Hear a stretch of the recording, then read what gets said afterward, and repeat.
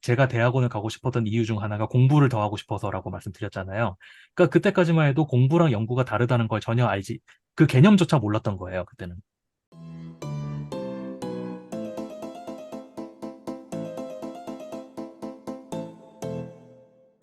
음, 이것도 조금 굉장히 조심스러운 얘기이기는 한데, 그렇게 보기에는 수학이라는 세계가 너무 크죠. 올림피아드의, 올림피아드에서 필요로 하는 지식과 올림피아드에서 다루는 범위에 비하면, 이것도 제 의견입니다. 비하면은 수학, 그리고 수학자가 하는 일, 수학자가 해야 하는 일을 비교하면은 후자가 훨씬 크기 때문에 도움은 되겠지만 그게 절대적이지는 않다 정도로 얘기할 수 있을 것 같아요. 음, 알겠습니다. 네. 제가 이 질문을 드린 이유가 이 살아온 이야기를 들려주신 이 궤적을 보면 그 어떤 주어진 문제를 해결해야 되는 상황. 그러니까 내가 열쇠만 잘 미리 모아놓으면은 풀어야 되는 상황에서 정말 전 세계 1등이라고 말하죠. 그 뭐야 부족하지 않을 만큼 퍼포먼스를 내다가 이제 열쇠를 깎아야 되고 이제 자물쇠도 찾아야 되고 그런 상황이 되니까 이제 많이 상황이 바뀐 것처럼 흐름을 보았어요. 그래서 이제 지금부터 그 얘기를 하려고 지금 제가 말씀을 드린 거였거든요. 네. 그 꺾이는 데가 어딘가요? 고등학교 2학년 때 한번 크게 꺾였죠. 아까 말씀드렸던 그 나는 문제가 안 풀려 미치겠는데 친구들이 하나 둘 풀기 시작했을 때. 걔는 왜 그런 거예요? 그 친구들은.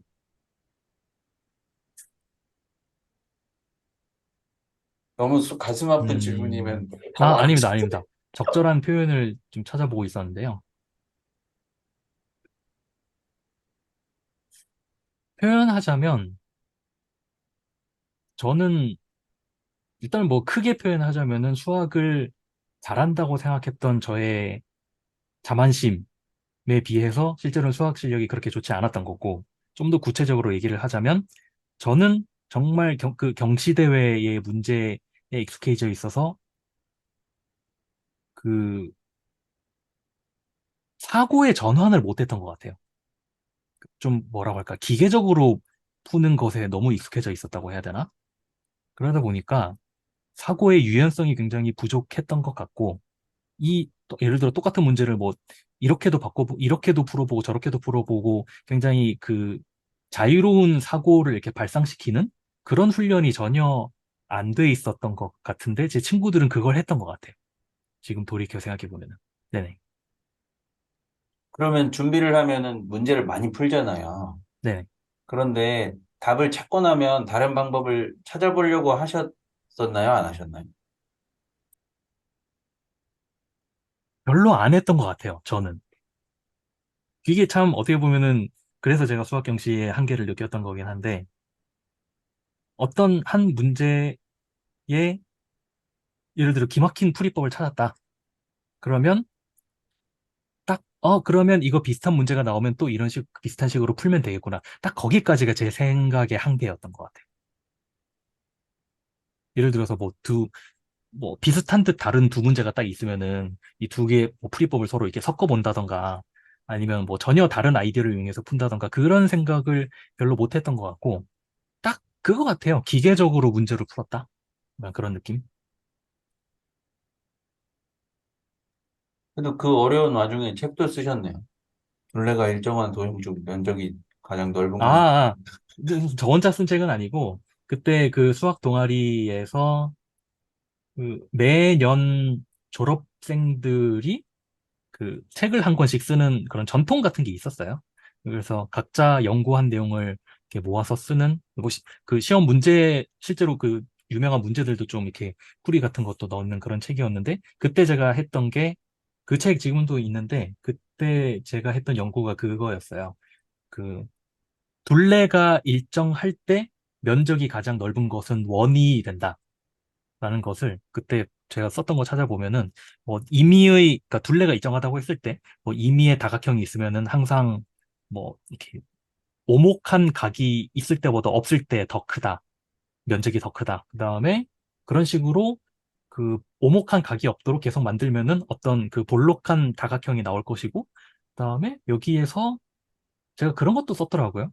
그 예를 들어 뭐 십각형이다. 꼭 정십각형일 필요도 없고 그냥 불규칙한 십각형이다라고 했을 때 이 십각형보다 뭐 항상 정십각형이 면적이 더 크다라던가 그다음에 이 십각형을 변의 개수를 점점 더 늘리면은 무한으로 늘리다 보면 이게 뭐 원이 된다 약간 이런 식으로 논리를 썼더라고요.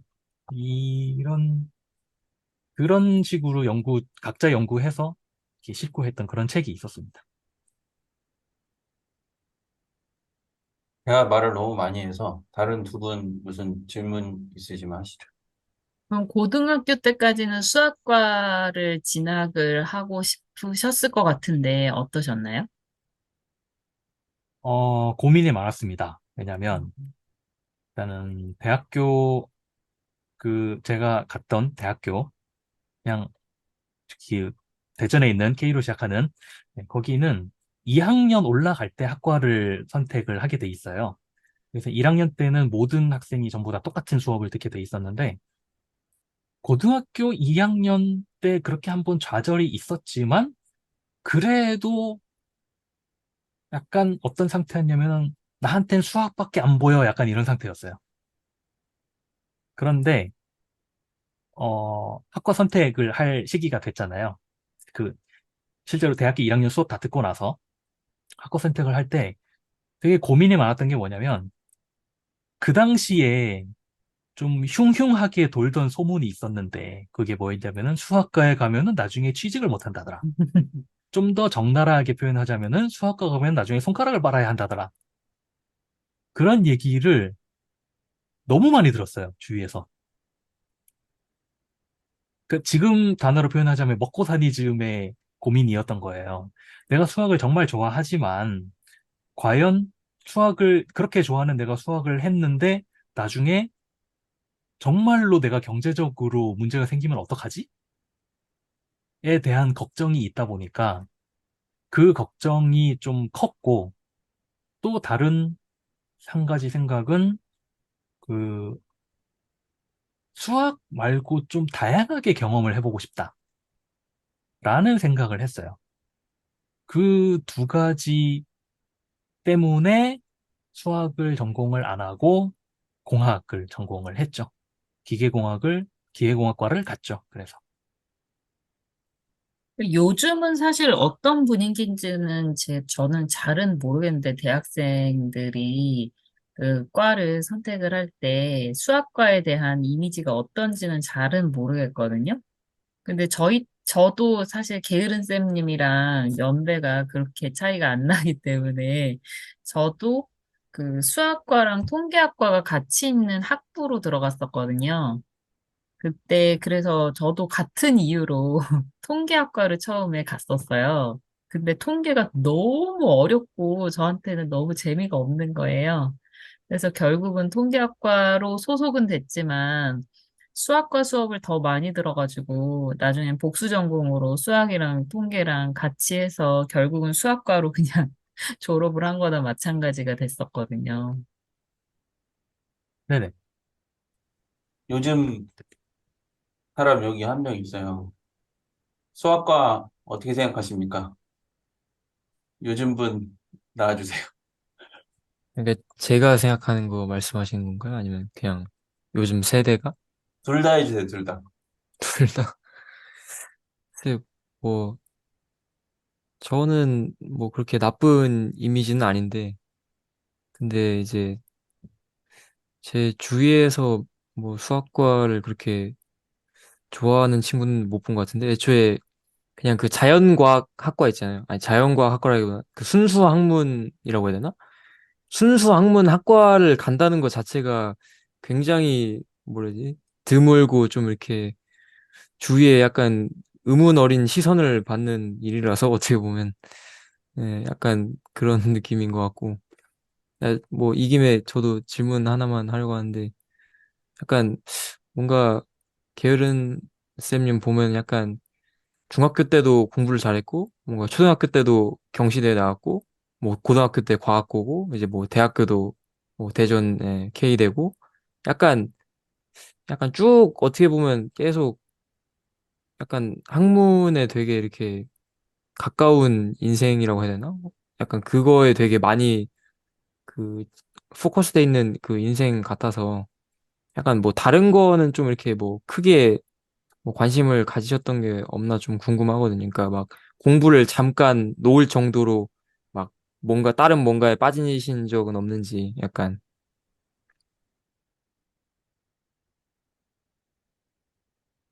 공부를 놓을 정도로 빠진 적은 없었어요.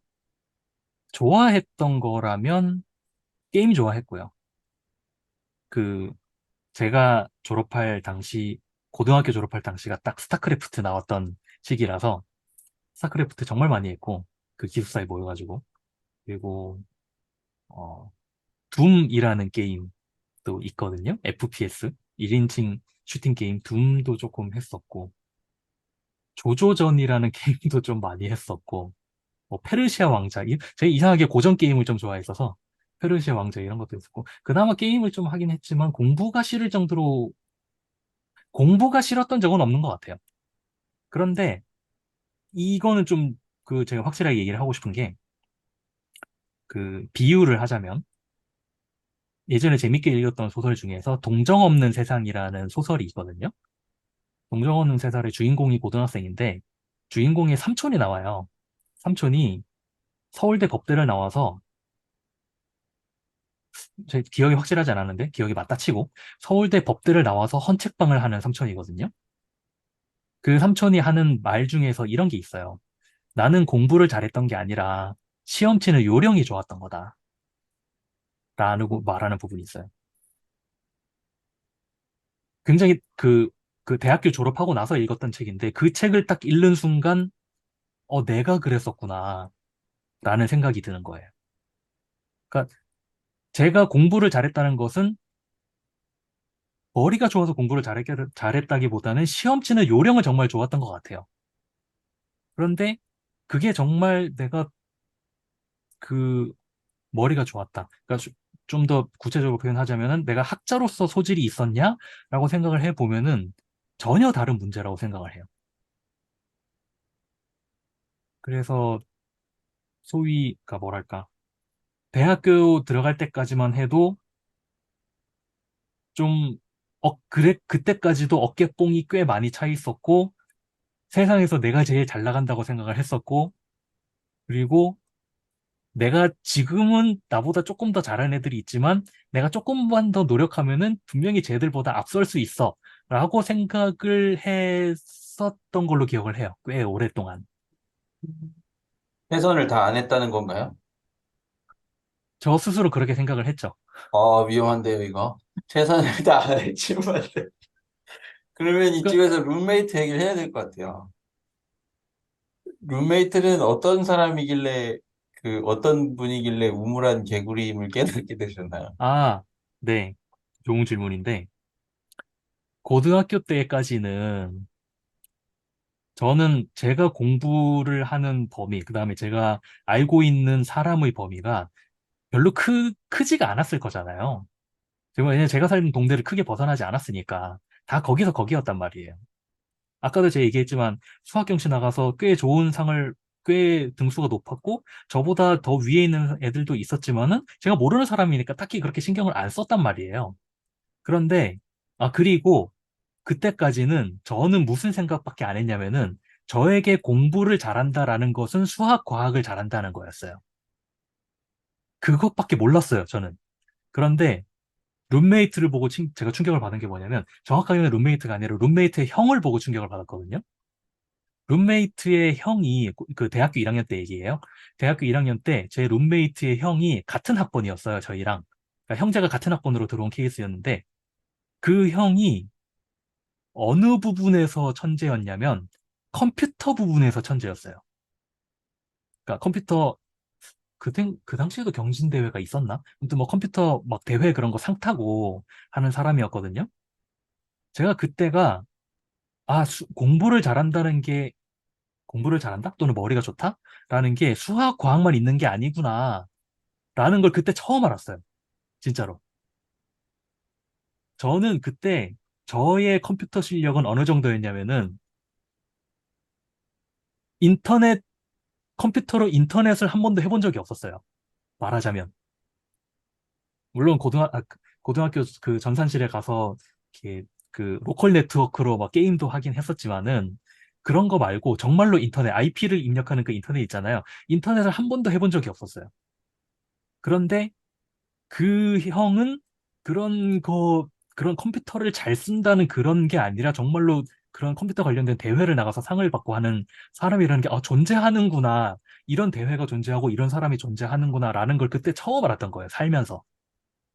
그래서, 잠깐만. 내가 알던 그게 아니네. 공부를 잘한다는 게. 그게 아닐 수도 있네. 라는 걸 그때 처음 알았어요. 룸메이트의 형을 통해서.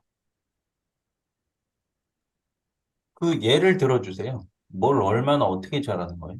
코딩을 잘하나요? 어, 정확히 경진대회가 어떤 경진대회인지는 뭐 제가 나간 게 아니니까 모르겠지만, 코딩, 코딩일 것 같은데, 저도 잘 몰라서 사실 뭐라 정확하게 얘기는 잘 못하겠습니다. 그냥 수상 실적이 꽤 많았다는 건 알고 있어요. 인텔에서 하는 유명한 대회가 있는데, 인터내셔널 사이언스 앤 엔지니어링 페어 뭐 이런 거, 그런 거 상을 휩쓸고 다니셨군요. 아무튼 상을 꽤 많이 그러면 받았고, 꽤 유명한 형이었습니다. 네. 그 수학의 벽을 느껴서가 아니라 단순히, 이거 밥 굶게 생겼으니까 기계과를 가신 건가요? 그게 다죠. 정확하게는. 그게 왜냐면, 고등학교 때 제가 한번 이렇게 좌절을 겪었다고 했었잖아요. 대학교 1학년 때도 기본적으로 미적분학이랑 그 일변수 미적분학이랑 다변수 미적분학은 거의 다 공통으로 듣게 되어 있어요. 점수는 잘 나오긴 했어요. 했는데 딱 미적분학 그 1학년 1학기 미적분학 처음 들어가서 배우는 게 입실론 델타, 엡실론 델타구나. 엡실론 델타를 배우는데 솔직히 이해 못했어요. 솔직히 이해 못했고 그냥 말장난하는 것 같다? 약간 그런 느낌? 그런 느낌이 들었고 성적은 잘 나오는데 어떻게 보면 그때부터 생각했던 것 같아요. 내가 지금 성적은 잘 나오는데 이 성적이 잘 나온 데가 나는 이 내용을 전혀 이해 못했는데 성적이 잘 나왔다고 내가 수학을 안다고 얘기할 수 있나? 그 생각을 했던 것 같아요. 제가 입실론 델타를 언제 깨달았냐면 졸업하고 나서도 한참 있다가 깨달았어요. 입실론 델타가 왜 그게 필요했고 입실론 델타가 말하고자 하는 게 무엇인지 뭐 지금도 완벽히 안다고 말하기는 조금 어렵지만 적어도 그 미적분학 원 수준에서 말하고자 하는 바가 무엇이었는지는 졸업하고 나서 훨씬 나중에 깨달았기 때문에 그 당시에는 전혀 이해를 못했고 그냥 외워서 풀었죠. 말하자면. 외워서 풀면 점수는 잘 나와요. 그 다변수 미적분학 또는 벡터 칼큘러스가 부르는 그 과목도 그 뭐 저기 가우스 뭐 다이버전스나 커리나 이런 것도 계산은 다 할 수 있어요. 다 할 수 있는데 사실 난 이거 하나도 모르겠는데 이게 왜 두 개 양쪽 뭔가 등식이 있는데 왼쪽이랑 오른쪽이랑 왜 같은지 전혀 모르겠는데 일단 이게 하나의 열쇠라고 치고 이 열쇠를 이용해서 그 자물쇠에다 넣으면은 열쇠가 풀리긴 풀리는데 왜 풀리는지를 전혀 모르는데 내가 이 문제를 풀 줄 안다고 해서 내가 수학을 잘한다고 할 수 있나? 라는 그 생각을 사실 했었어요. 했던 걸로 기억이 나요. 고등학교 때 그런 좌절, 대학교 때 그런 좌절, 플러스 그 수학 말고 좀 다른 것도 해보고 싶어. 라는 그런 생각?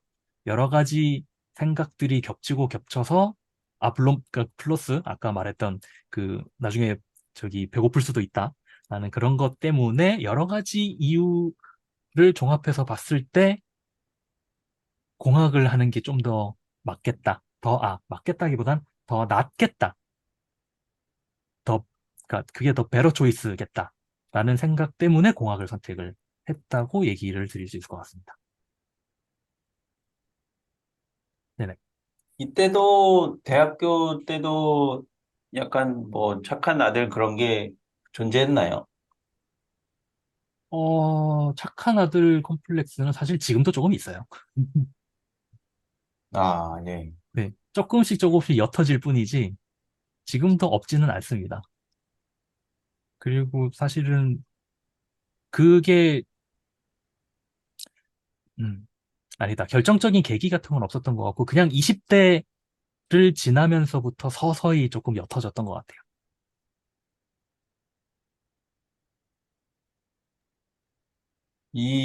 네. 네네. 이거는 지금까지 얘기한 거랑은 조금 결이 다르긴 하는데, 제가 좀 MBTI를 좋아하는데, 여기 보니까 대학교 1학년 때 ESTJ였다가, 2학년 때 ISTJ로 바뀌신 걸 써주셨었거든요.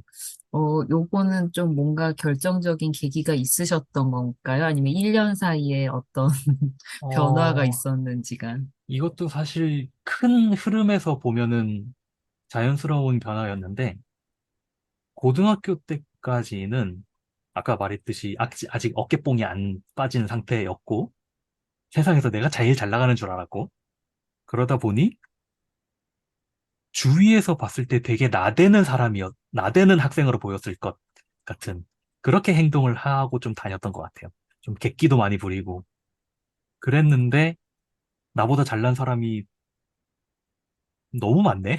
라는 생각. 약간, 그래서 조금 자신감이 떨어지고, 아, 내가 갖고 있던 자신감이 사실은 자만심이었구나, 라는 걸 알게 되고, 나보다 잘난 사람도 너무 많다는 걸 알게 되고, 그리고 사실 1학년 1학기 때 성적도 그렇게 좋지가 않았었고, 어, 그리고 그런 것 때문에 그런 나대는 게 확 죽었어요. 딱 1학년 고 1년 동안에. 그러면서 그런 외향적인 성격에서 내향적으로 조금 바뀌었던 것 같아요. 그리고 제가 이제, 네. 아, 죄송합니다. 네. 요것만 마무리 아니요, 짓고. 맞아, 얘기하세요. 네. 그리고 MBTI는 뒤에서 말씀드리겠지만, 한 서너 번씩 계속 바뀌었습니다. 네. 그 바뀐 것도 이따가 안 까먹으면 말씀드릴게요. 제가 이제 쭉 넘어서 대학원을 가려고 해요. 그렇게 해서 참 좋았는데, 대학원 2학년 때부터 이제 좌절의 연속, 좌절의 연속이거든요. 뭐가 그때, 바뀌었기 때문일 거라고 생각하세요? 그때부터는 정말 좌절의 연속이었어요. 제 인생 자체가 좌절의 연속이었는데, 재밌는 표현을 예전에 들은 적이 있어요. 고등학교 4학년이라는 표현을 들은 적이 있거든요. 뭐냐면, 대학교에 갔는데 고등학생처럼 공부하는 거예요. 책 보고, 책 보고, 문제 풀고, 책에 있는 내용을 이해하는 게 아니라 내용을 익히고, 이해하는 게 아니라 익히는 거예요. 그거는. 익히고, 그다음에 거기 있는 뭐 공식이 하나 있다? 그럼 이 공식을 열쇠처럼 내가 활용을 해서 이 문제에는 이 공식을 집어넣고 저 문제는 저 공식을 집어넣고 해서 문제 잘 풀고 점수 잘 나오고 여기에 제가 고등학교 2년만 다녔으니까 고등학교 2년, 대학교 4년에 굉장히 익숙해져 있었던 거죠. 책으로 공부하는 것에 너무나 익숙해져 있었어요. 석사 2년 차 때 딱 들어갔는데 제가 그때 받았던 문화 충격이 뭐였냐면은 연구를 해야 된대요. 이게 논문을 써야 되니까 연구를 해야 된대요. 그런데 아무도, 교수님도 선배들도 그 누구도 저한테 뭘 시키지 않아요. 구체적으로 시키지 않아요. 그 전까지는 항상 시켜서 움직였어요. 네네네. 네, 잠깐만요. 근데 대학원 안 갈 수도 있었잖아요. 대학원을, 어, 제 의지로 안 갈 생각은 사실 안 했었고, 물론 못 갔을 수는 있죠. 저 대학원 생각은 꽤 이전부터 입학 시험 트라이 하기 이전부터 갖고 있었기 때문에 대학원을 안 갈 생각은 안 하고 있었는데 대학원을 떨어지면 어떡하지? 라는 생각은 솔직히 좀 아무 생각 없었습니다. 배 선생님도 말씀. 이게 아무 생각 없다고 하셔가지고 방금 좀 네. 그런데, 그러니까 약간 뭐 그냥 대기업, 그러니까 그냥 대학만 졸업하고 대기업이나 뭐 이런 건 좀 별로셨던 건가요? 그때는 제 스스로 어떻게 생각을 했냐면 나는 공부를 더 하고 싶다. 나는 공부가 재밌으니까 공부를 더 하고 싶다. 라고 생각을 했었는데 솔직히 지금 생각해 보면은 공부를 더 하고 싶다 절반, 그 다음에 아직 좀 사회에 나가기엔 무섭다 절반. 이 두 개였어요. 어느 게 더 컸는지는 모르겠어요.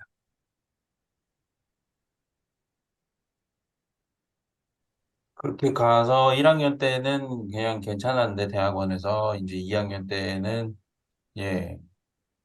이게 실화입니까? 저기 논문 발표 몇 주 전까지 실험을 시작을 못 아, 네. 실화입니까? 실화?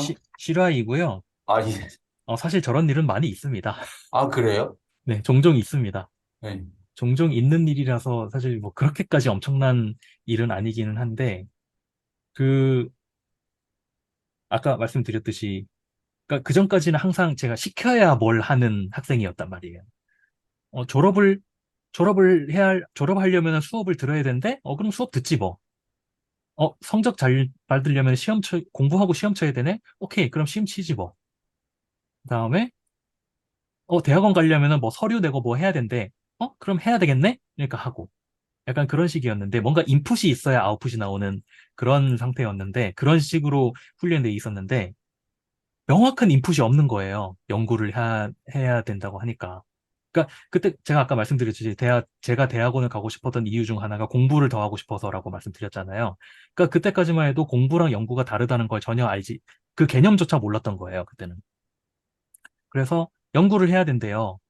그래서 논문 연구를 해야 되고 혼자 연구 주제를 잡고 뭐 자료 찾아보고 해야 된다는데 한 번도 그런 걸 해본 적이 없는 거예요, 제가. 학부 4년 더하기 석사 1년 차. 석사 1년 차는 저는 수업만 들었거든요, 저희 랩은. 한 번도 그걸 해본 적이 없는데 그걸 하래요. 근데 지시가 딱 그것만 있는 거예요.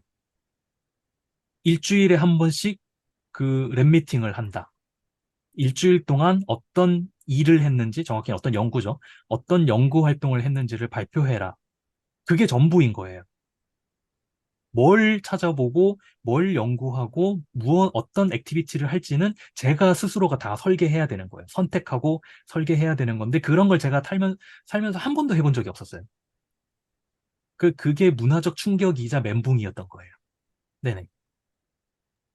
근데 그 제 아는 분이 그 지금 그 대전 K대에 계신데, 그 전에 고등학교에서도 그분은 과학고도 아니고 그냥 뭐 과학 거점 고등학교 뭐 그런 데를 나오셨는데, 근데 거기서도 뭐 어디 대학 교수님이랑 이렇게 같이 연계해가지고 뭐 연구를 하는 게 있었다고 들었거든요. 뭐 물론 엄청 큰 건 아니겠지만. 그리고 지금 학부생이신데 지금도 뭐 이렇게 뭐 뭐지? 인턴은 아닌데 하여튼 뭐 같이 연구를 하는 게 뭐 많다고 들었는데, 그러니까 그때는 좀 그런 게 없었던 거예요. 과학고에서도 그렇고 학부 다닐 때도 그렇고. 일단 고등학교 때는 없었고요. 전혀 없었고, 어, 학부 때는 저런 건 있었죠. 그, 졸업 연구였나? 그, 어떤 연구소에 가서 2달 동안 거기 있는 일을 도와주면은 뭐 3학점 주는 약간 그런 제도는 있긴 있었어요.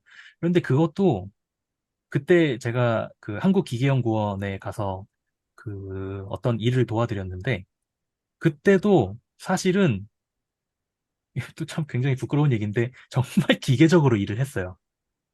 그때 제가 어떤 실험을 했었냐면은 그 흡음재, 그러니까 약간 스펀지처럼 생긴 그런 소재가 있어요. 그래서 이 스펀지의 그 종류에 따라서 얼마나 그 소음을 잘 차단하는지 그런 실험을 하는 거였거든요.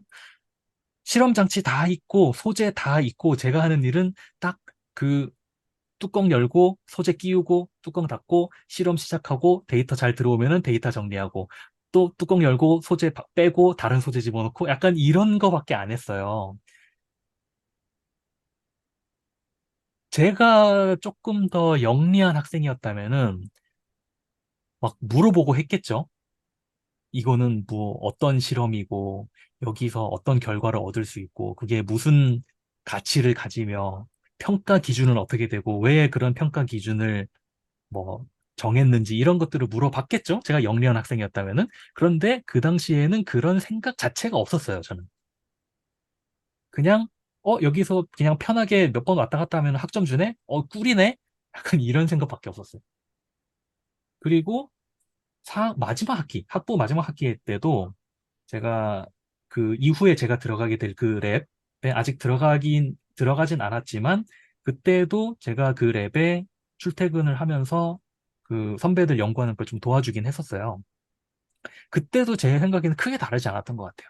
그냥 그때 그 유한요소 해석을 조금 제가 실제로 그 돌려보는 그런 작업을 했었는데 그냥 종이에 출력돼 있는 도면 보고 이 도면을 그 컴퓨터로 3D로 정확하게 그걸 다시 그리고 그다음에 유한요소 해석은 이미 매뉴얼 다 있으니까 매뉴얼대로 그냥 돌리고 해석 나오면은 그 해석 결과 선배한테 토스해주고 그게 거의 전부였어요.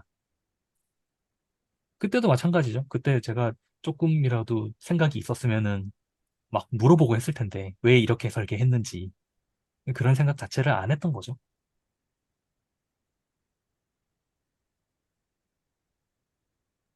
이게 그 석사, 박사 통합 과정으로 지원하신 거죠? 저는 석사 따로 박사 따로였습니다. 아, 그러면 박사를 하기 전에도 선택지가 있었나요? 있었는데 제가 아까 한 가지 얘기를 안 드린 게 또 있었구나. 대학원을 간 이유 중에 하나가 뭐였냐면은 그 요즘 제도가 바뀌었는지 바뀌고 있는지는 모르겠습니다만은 그 저기 군대 문제를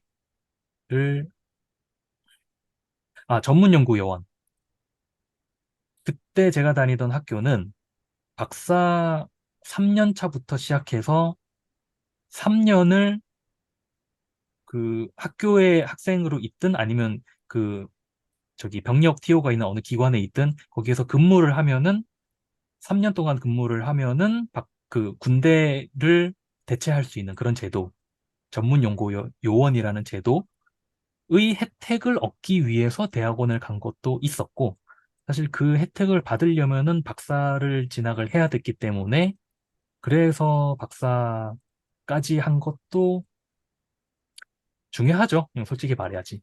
네, 중요했습니다.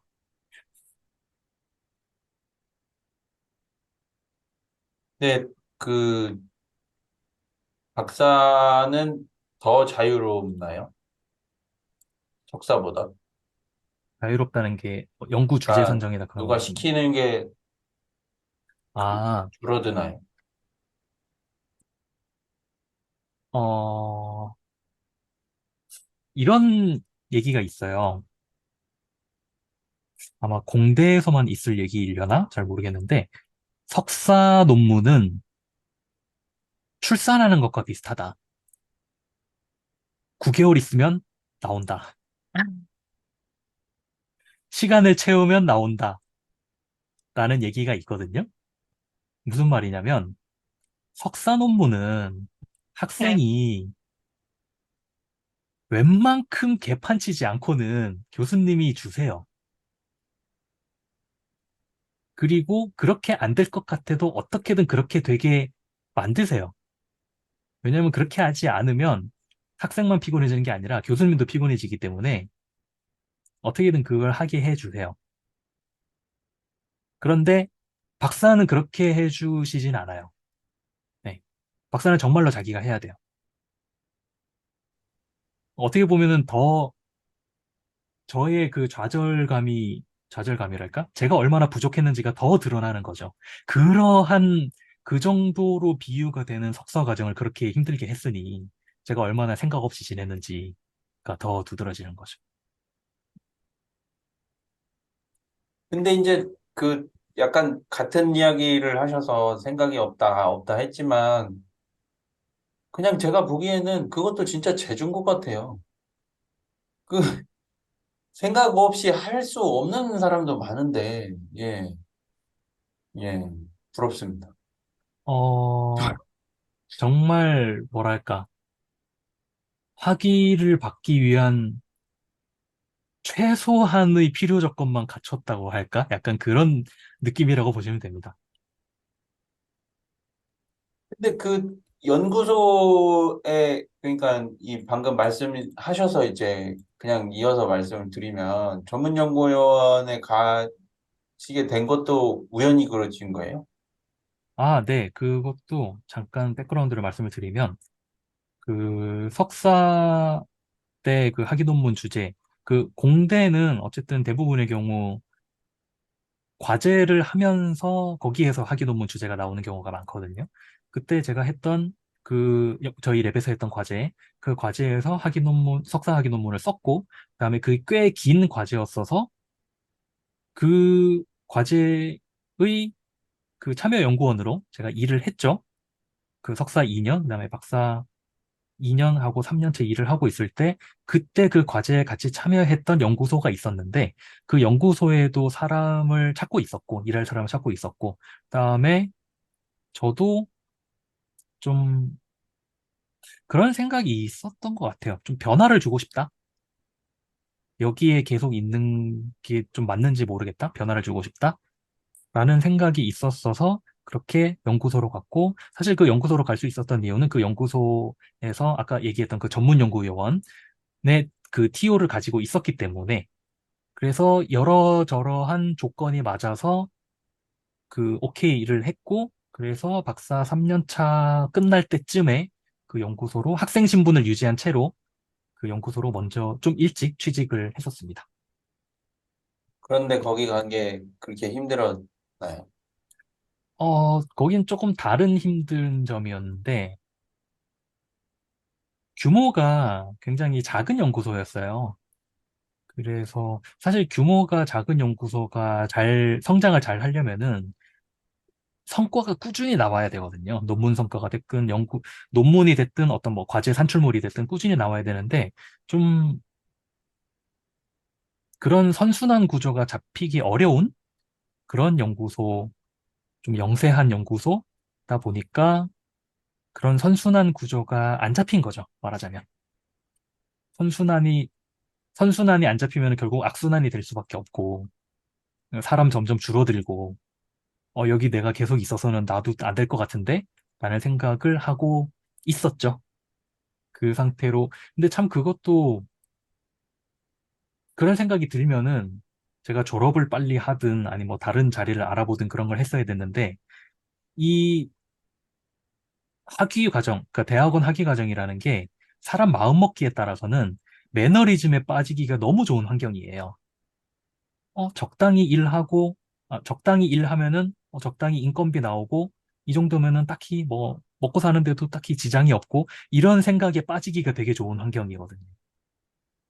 그게 사실 연구소 생활이 그렇게 별로였으면은 저도 좀 생각이 있었으면은 그런 그러니까 거기서 더 변화를 주고자 제 스스로 뭔가 움직였어야 됐는데 그걸 하지 않았던 거죠. 그냥 그 안에서만 어떻게든 좀 아둥바둥했던 약간 그랬던 것 같아요. 그래서 박사 그만두려 하셨어요? 네,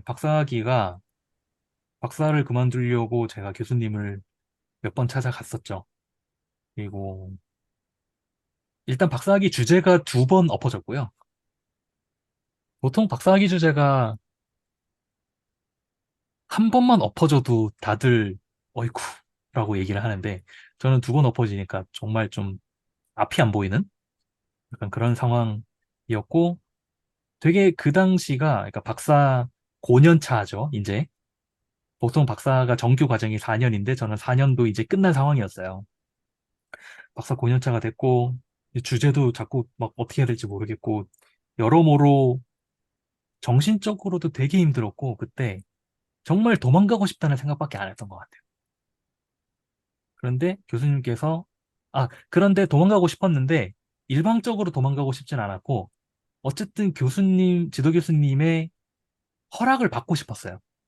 그러니까 이미 무책임했지만 그렇게까지 무책임하고 싶진 않았던 것 같아요. 아, 그냥 더 안 나가도 되는데 한마디로 그런 거죠. 그냥 빠지면 되잖아요, 그냥. 네, 그러니까 네. 잠수 타면 돼. 네, 정말로 그런 케이스가 있긴 있어요. 정말 잠수 타는 케이스도 저도 간혹 듣기는 하는데 정말 그건 안 하고 싶었어요. 네, 적어도 교수님이 오케이를 하지 않는데 내가 일방적으로 그러진 말자라는 생각은 가지고 있었어요. 네, 지금 입장이 반대잖아요. 물론 뭐 박사과정이 있는 학교인지는 잘 모르겠지만 학생한테 그래, 야, 너 정도면은 관둬도 뭐 어쩔 수 없겠다 이런 말 하실 수 있나요? 만약에 저한테 박사과정 학생이 있는데 학생이 그렇게 상담을 해온다. 그러면 일단 제 얘기를 해줄 것 같아요. 나도 비슷했었다. 라고 얘기를 하고, 그다음에 이건 제가 종종 하는 얘기인데, 어, 그 한 사람의 인생을 그 어떤 게임으로 비유를 해서 만약에 만렙이 한 레벨 10 정도 돼요. 레벨 10 정도 되면은 석사를 하는 거는 그러니까 만약에 시작이 레벨 0이라고 칠게요. 그러면 석사를 하는 거는 레벨 한 인생을 시작하는데 레벨 한 2, 3 정도 먹고 들어가는 거다. 그런데 박사를 하는 거는 레벨 6, 7 정도 먹고 들어가는 거다. 무슨 말이냐면은 힘들겠지만 그 과정을 어떻게든 견디고 나면은 그 뒤에 인생이라는 퀘스트가 굉장히 쉬워진다. 그럼에도 불구하고, 물론 거기에다 플러스 제 사례도 몇 가지, 제 경험이랑 그런 것도 몇 가지 예시를 들겠죠. 그렇게 얘기를 하고, 그럼에도 불구하고 지금 당장 너무 힘들어서 안 되겠다면은, 뭐, 너의 선택은 존중하겠다. 저라면 이렇게 얘기할 것 같아요. 네네. 그거 제가 보기에 또 오해의 소지가 있을 것 같아요. 야, 그럼 박사하면 되는 거, 막 이렇게 생각할 수 있을 것 같은데, 그게 전제가 공부를 좋아하면이라는 전제가 있는 거예요? 아니면 레벨 6이어도 어차피 만렙은 레벨 한 1000쯤 되는 거예요? 그러네요. 오해의 소지가 있는 표현이네요. 당연히 박사 학위를 받는다고 해서 그 이후에 모든 게 다 풀리는 건 아니고요. 특히나 요즘은 더 그럴 수 있을 것 같은데, 요즘 그런 기사들도 많이 나오더라고요. 음, 박사 학위의 가치가 점점 더 줄어든다? 약간 그런 거?